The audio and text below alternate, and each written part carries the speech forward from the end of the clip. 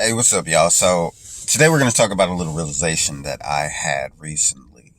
In fact, this was actually over the weekend. So, um, I have gotten really into my spiritual path, and I've had a lot of growth in that area. I've started getting into chakras and energies and crystals and gemstones, and it's amazing. Um, I've always had a feeling that I was very intuitive and hypersensitivity to touch. My fingertips are very sensitive. I realized that when I was a small child, that like, yo, I can feel everything.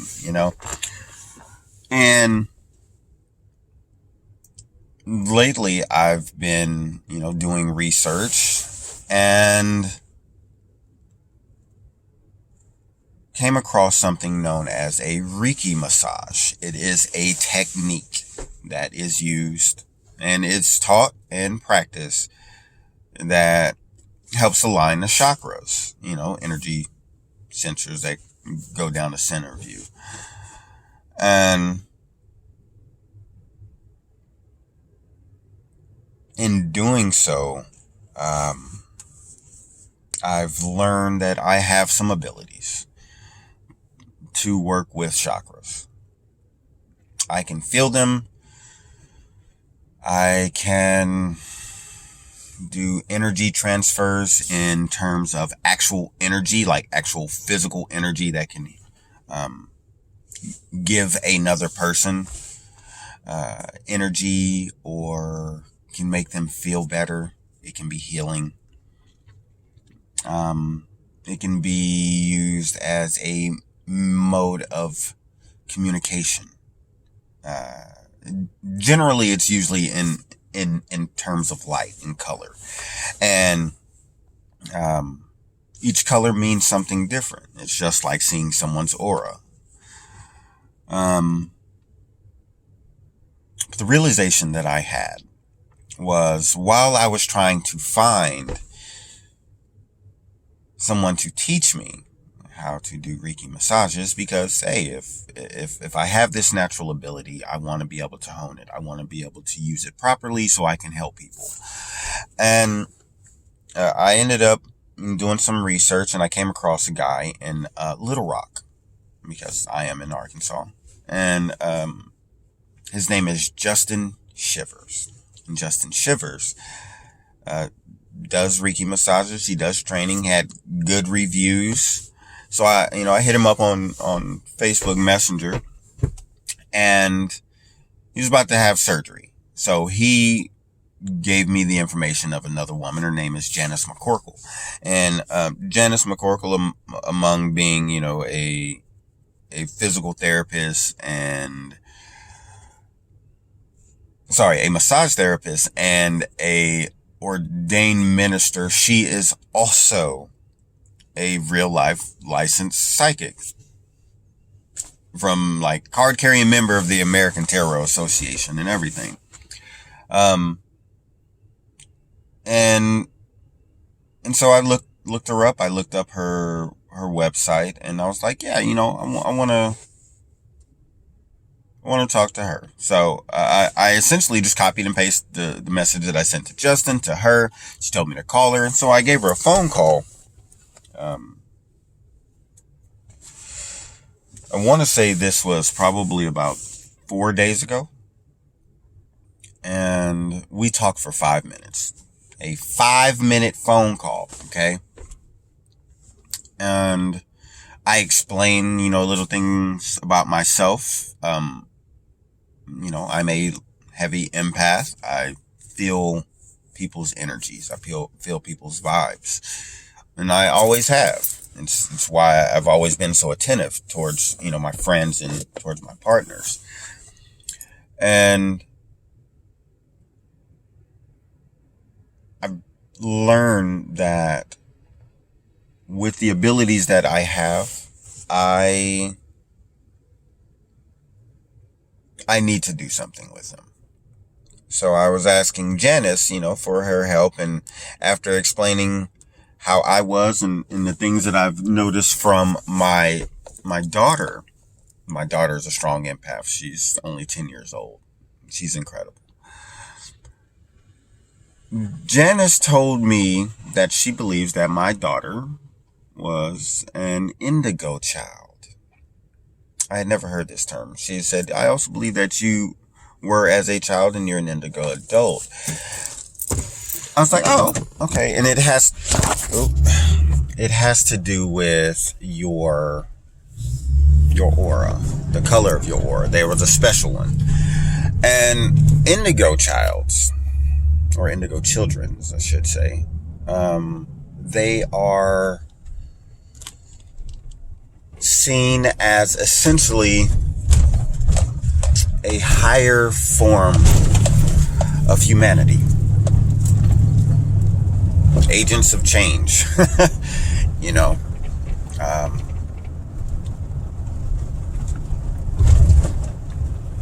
and as we look this up, it has all of these attributes and everything about it. One article I looked at, all 13 attributes fit me perfectly to a T, like spot on. It was scary accurate, and you see the exact same things in my daughter. And then I went to another page and started reading on it, and all 10 attributes on that page, nailed them, 10 for 10.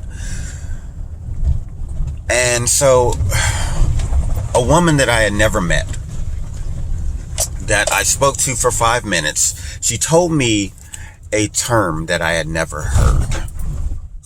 And it defined me as a human being perfectly. So, hell yeah, I'm learning from her. Because she saw me. Hell, she saw my daughter, okay? So, her psychic skills, I kind of believe them, like for real.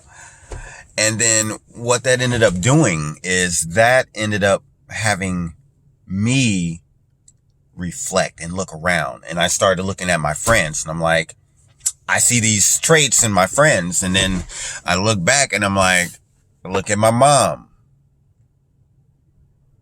My mom has those traits. My mom talks about my grandfather. And then I started learning all of these things about my grandfather that I didn't know. Okay. My grandfather was a Tuskegee Airman. For those of you who don't know, it was a pilot's program for black pilots during World War II.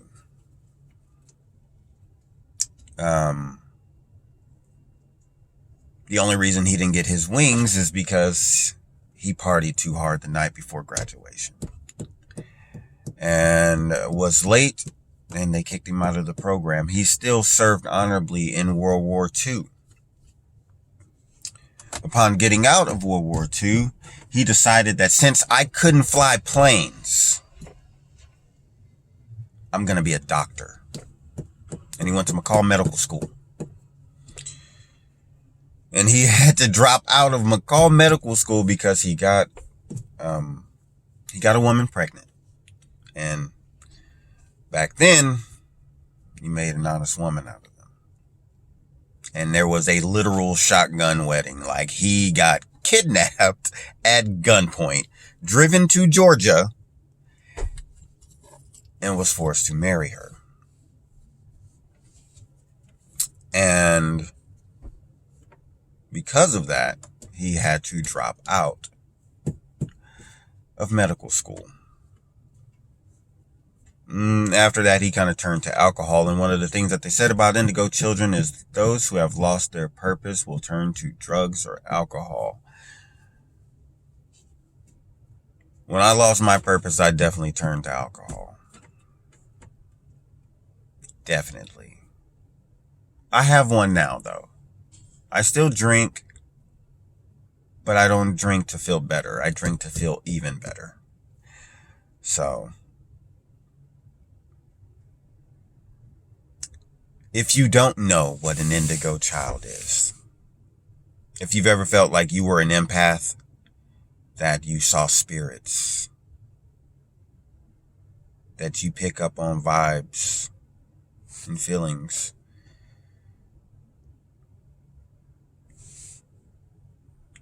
you push against injustice,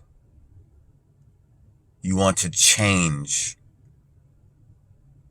government, you want to change the world. If you are an agent of change, there's a very good possibility that you too might be an indigo child, that you might be one of my tribe.